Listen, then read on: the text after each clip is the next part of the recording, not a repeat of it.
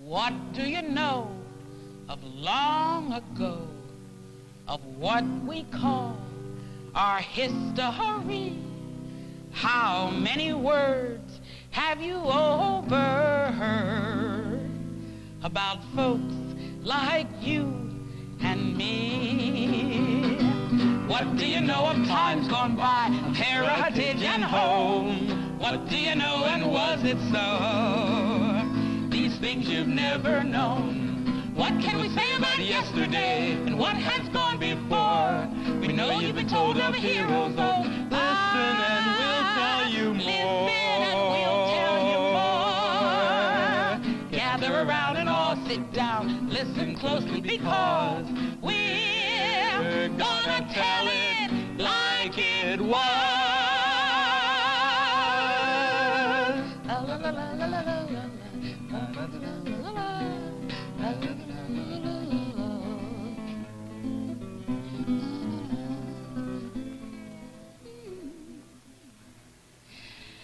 Langston Hughes has been called the Poet Laureate of Harlem, the greatest Negro writer, the giant of black literature, the finest Negro poet of his generation, etc. But because I am here to tell it like it was, I'm not going to call him by any of those titles. For Langston Hughes, like many other black writers, does not need the safety of a special category, black, to be entitled to such superlatives. The products of his genius, poems, short stories, novels, plays, operas, articles, etc., can compete with those from the entire field of American writers and come out amongst the best. Langston Hughes is not only a giant of black literature, he is a giant of American literature. He was not only the finest Negro poet of his generation, he was one of the finest poets of his generation. Yet, not only is this immensely talented writer dealt with in anthologies of American literature in a special category of black writers, but the many anthologies on the library shelves do not even include him. Langston Hughes is probably the best-known writer of the Harlem literary Renaissance. He wrote the Declaration of Independence of the black writer, demanding the freedom to write out of his own experiences rooted in blackness in any new form he thought appropriate, and also demanding that his work be judged on its artistic merit, not on the basis of what anyone thought black literature ought to be. Through all of his years of writing, 1918 until his death in 1967, Langston Hughes' works maintained a universality that is to say, they could be read by people of other nations and other races, and these people would understand them and be able to relate to them. But Hughes was, after all, a black man, and this colored his experiences, pardon the pun, and his outlook. Many of his poems danced to the changing rhythms and music of his people. Morning, Daddy. Ain't you heard the boogie-woogie rumble of a dream deferred? Listen closely. You'll hear their feet beating out and beating out. You think it's a happy beat? Listen to it closely. Ain't you heard something underneath like a... What did I say? Sure, I'm happy. Take it away. Hey, Pop, rebop, ha! Yeah! If he hadn't written anything else, I think I'd always be indebted to Langston Hughes for writing this ode to that silent, mostly unsung heroine of our race, the Negro mother. Children, I come back today to tell you a story of the long, dark way that I had to climb, that I had to know in order that the race might live and grow. Look at my face, dark as the night, yet shining like the sun in love's true light. I am the child they stole from the sand 300 years ago in Africa's land. I am the dark girl who crossed the wide sea, carrying in my body the seed of the free. I am the woman who worked in the field, bringing the cotton and the corn to yield. I am the one who labored as a slave, beaten and mistreated for the work that I gave. Children sold away from me, husbands sold too. No safety, no love, no respect was I due. I couldn't read then, I couldn't write. I had nothing back there in the night. Sometimes the valley was filled with tears, but I kept trudging on through the lonely years. Sometimes the road was hot with sun, but I had to keep on till the work was done. I had to keep on, no stopping for me. I was the seed of the coming free. I nourished the dream that nothing could smother, deep in my breast, the Negro mother. I had only hope then, but now through you, dark ones of today, my dreams must come true. All you dark children in the world out there, remember my sweat, my pain, my despair. Remember my years heavy with sorrow, and make of those years a torch for tomorrow. Believe in the right, let none push you back. Remember the whip and the slaver's track. Remember how the strong in struggle and strife still bar you the way and deny you life. But march ever forward, breaking down bars. Look ever upward at the sun and the stars. Oh, my dark children, my dreams and my prayers impel you forever up the great stairs. For I will be with you till no white brother dares keep down the children of the Negro mother.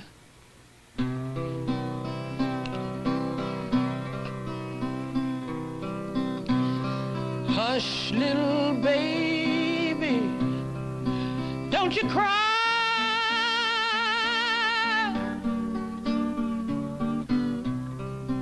You know your mama's bound to die.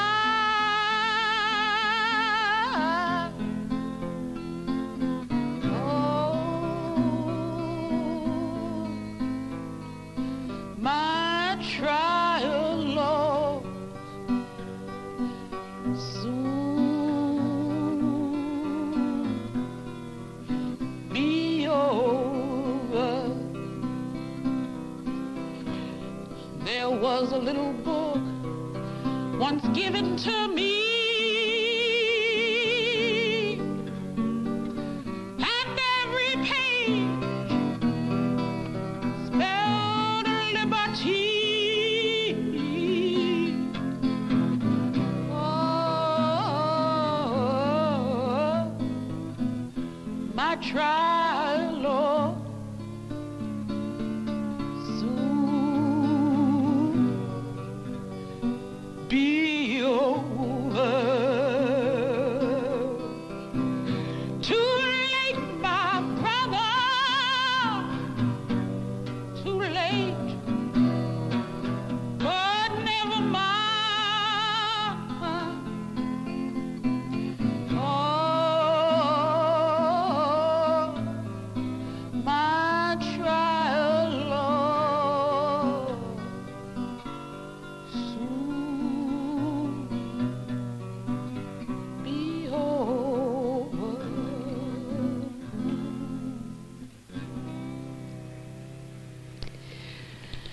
Langston Hughes was very much a poet of the people, the common man.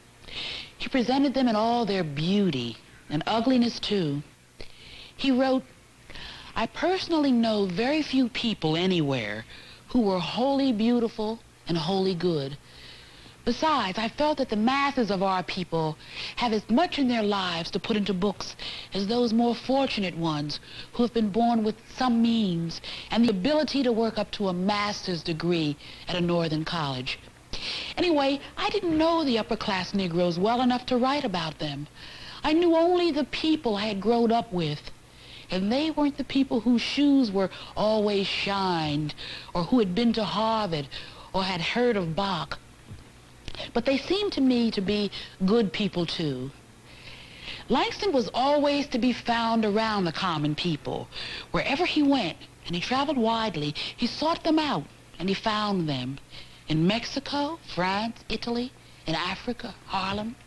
In fact, it was while he was making the rounds of some Harlem bars that he met the man who inspired his most famous fictional character, Jesse B. Simple, better known as Just Plain Simple. Now, who is Simple? Well, Simple is a character who originated during the war. His first words came directly out of the mouth of a young man who lived just down the block from me. Not knowing much about the young man, I asked him where he worked. And he said, "In a war plant." I said, "What do you make?" He said, "Cranks." I said, "What kind of cranks?" He said, "Oh, man, I don't know what kind of cranks." I said, "What do the cranks crank? Do they crank cars, tanks, buses, or what?" And he said, "I don't know what them cranks crank." Whereupon his girlfriend said, "Now, looks like by now you ought to know what them cranks crank." "Oh, woman," he said, "you know white folks don't tell colored folks what cranks crank." That was the beginning of Simple. Out of the mystery as to what the cranks of this world crank evolved this character, wondering and laughing at the numerous problems of white folks, colored folks, and just folks, including himself. Simple, what is it you love about Harlem? Oh, it's so full of Negroes. I feel like I got protection. From what? White folks. Furthermore, I like Harlem because it belongs to me. Lots of white folks are scared to come up here, too, after dark. I am sorry white folks are scared to come to Harlem, but I'm scared to go around some of them, too. Why, for instance, in my hometown once before I came north, I was walking down the street when a white woman jumped out of her door and said, "Boy, get away from here, 'cause I'm scared of you." I said, "Why?" She said, "Because you were so black." I said, "Lady, I'm scared of you 'cause you were so white." I went on down the street, but I kept wishing I was blacker so I could have scared that lady to death.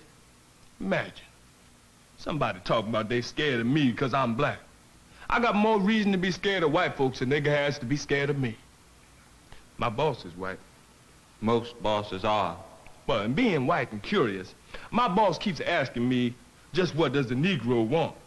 Now, he always says, the Negro, as if there was not 11 different kinds of Negroes in the USA. Well, my boss says, now that you all got the Civil Rights Bill and the Supreme Court, Adam Clayton Powell in Congress, and Ralph Bunche in the United Nations, Leontine Price singing in the Met, plus Dr. King getting the Nobel Prize, well, what more do you want? I'm asking you, what does the Negro want? I am not the Negro, I says. I am me. Well, says my boss, you represent the Negro. I do not, I says. I represents myself. Now, Ralph Bunche represents you then, says my boss. And Thurgood Marshall and Martin Luther King, do they not? Well, I am proud to be represented by such men if you say they represents me, I says. But all them men you name are way up there, and they don't drink in my bar. So far as I know, they don't even live in Harlem. I cannot find them in the telephone book. They all got private numbers. But since you say they represents the Negro, why do you not ask them what the Negro wants? I cannot get to them, says my boss. Neither can I. So I says, so we both in the same boat.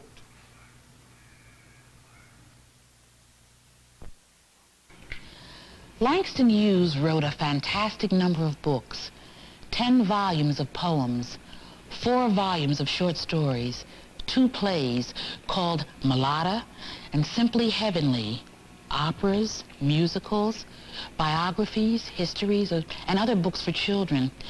I've read many of them, but what I didn't know was that reading his life was as interesting as reading his books. Recently, I found this little gem. It's called The Big C, and I thought I could share it with you. Hughes wrote The Big C about the early part of his life, up to about the age of 28. There is another autobiography called I Wonder as I Wander. The Big C is a story so warmly and simply told, so full of amusing accounts, peopled with so many famous black writers and artists of the 20s and 30s, and full of the flavor of the Harlem of that time. Well, I just had to read it all at one sitting. Langston was born in Missouri in 1902, but grew up mostly in Kansas. When he was 6 years old, his father left his mother and went to live in Mexico. So Langston moved around a lot as a child between different homes. He went to live with his grandmother when he was about 7. Life was a struggle because money was scarce and he was unhappy and lonesome there. His grandmother was a proud woman, and she used to dazzle him with wonderful stories of slavery times and Negroes' struggle for freedom.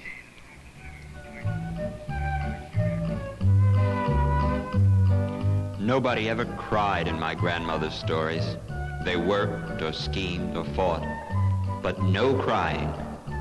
When my grandmother died, I didn't cry either. Something about my grandmother's stories taught me the uselessness of crying about anything. He was 12 when his grandmother died, so he went to live with an aunt and eventually went back to his mother, who had remarried. When it came time for graduation from grammar school, he was made class poet. In America, most white people think, of course, that all Negroes can sing and dance and have a sense of rhythm. So my classmates, knowing that a poem had to have rhythm, elected me, thinking, no doubt, that I had some, being a Negro. That was the way I began to write poetry. When Langston was 17, a telegram arrived out of the blue one day from his father. He was coming through Cleveland, and Langston was to get himself together and meet him at the train.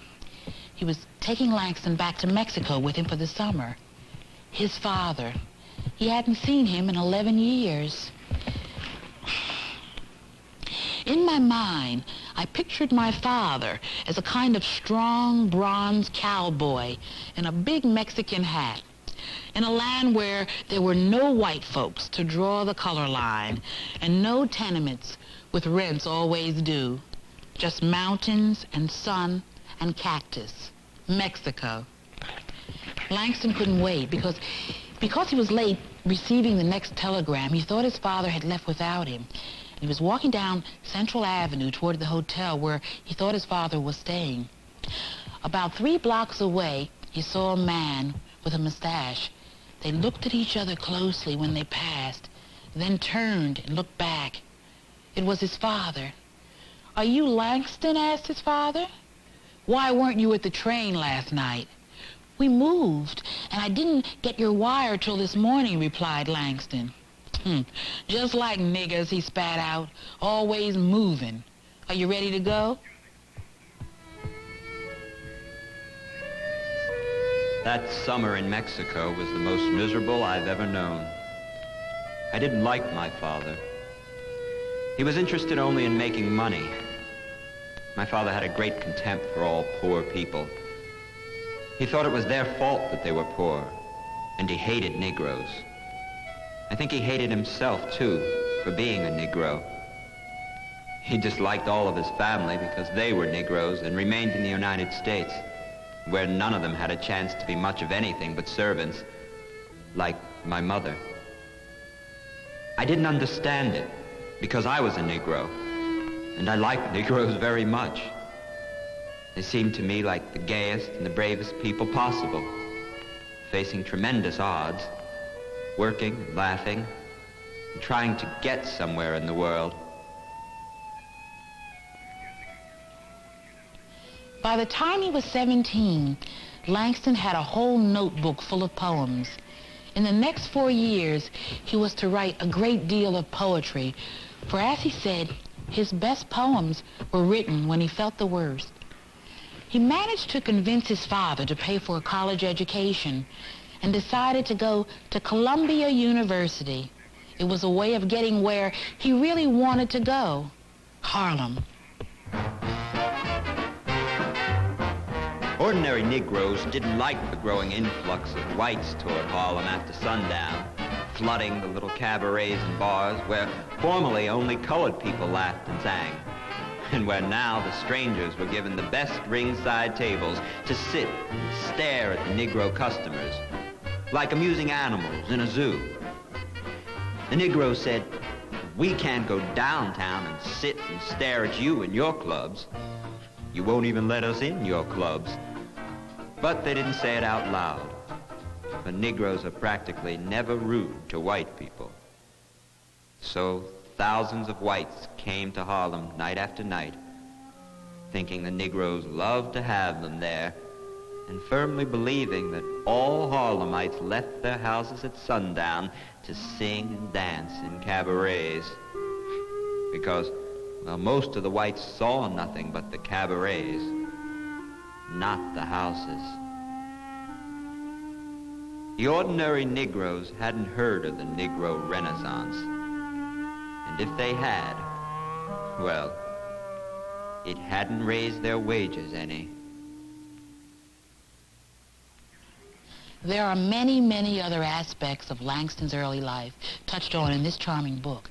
His encounter with Washington society, who didn't quite know what to make of this poet, a published poet no less, who thought nothing of taking a job in a wet-wash laundry to earn a living. Hughes wrote,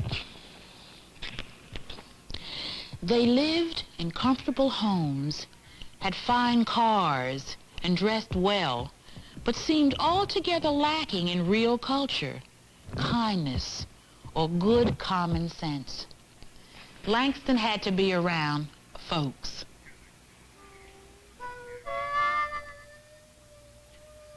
From all this pretentiousness, 7th Street was a sweet relief. 7th Street is the long, old, dirty street where the ordinary Negroes hang out. Folks with practically no family tree at all. Folks who draw no color line between mulattoes and deep, dark browns.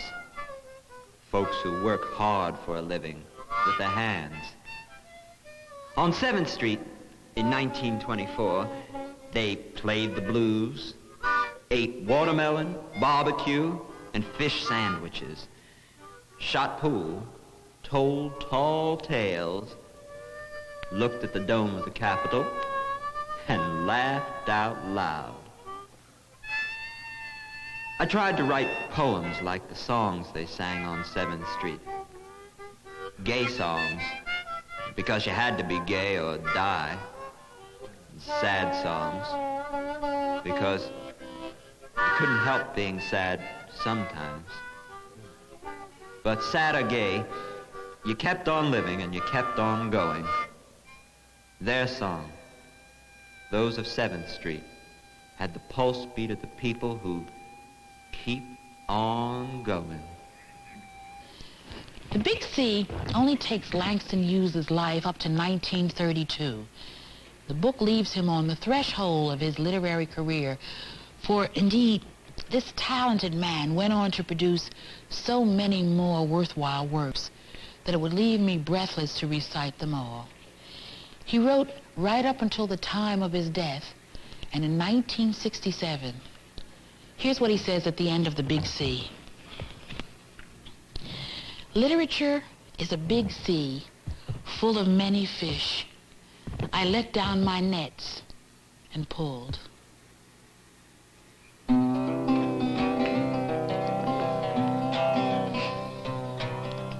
This little light of mine, I'm gonna let it shine. This little light of mine, I'm gonna let it shine. This little light of mine, I'm gonna let it shine. Let it shine, let it shine, let it